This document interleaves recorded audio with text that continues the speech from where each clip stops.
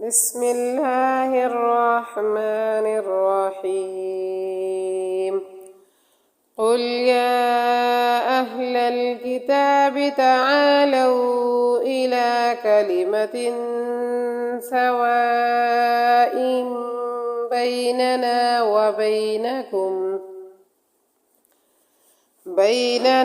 وبينكم ألا نعبد إلا الله ولا نشرك به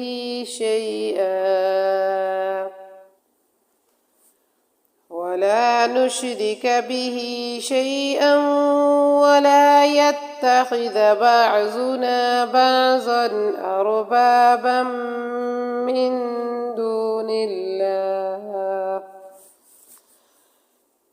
فإن تولوا فقولوا اشهدوا بأننا مسلمون. يا أهل الكتاب لم تحاجون في إبراهيم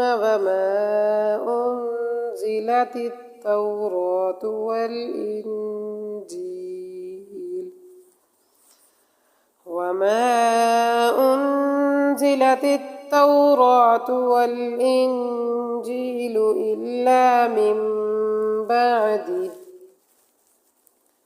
أفلا تعقلون؟ ها أنتم هؤلاء حاججتم فيما لكم به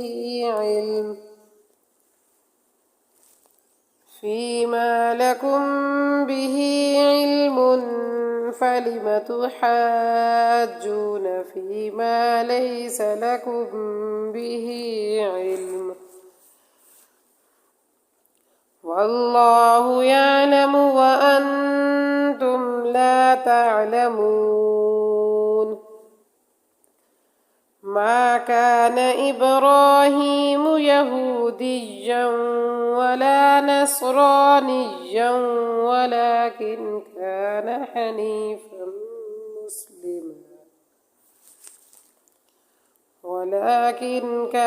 حنيفا مسلما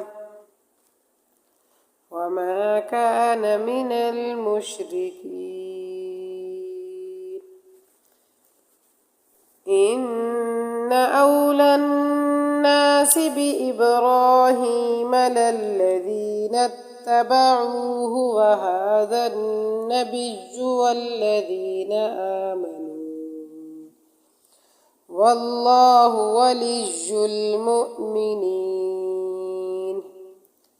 ودت طائفة من أهل الكتاب لو يضلونكم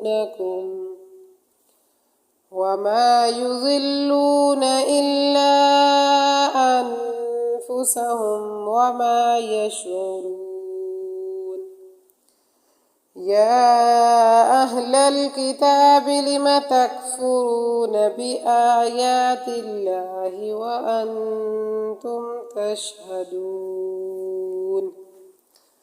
يا أهل الكتاب لم تلبسون الحق بالباطل وتكتمون الحق وأنتم تعلمون.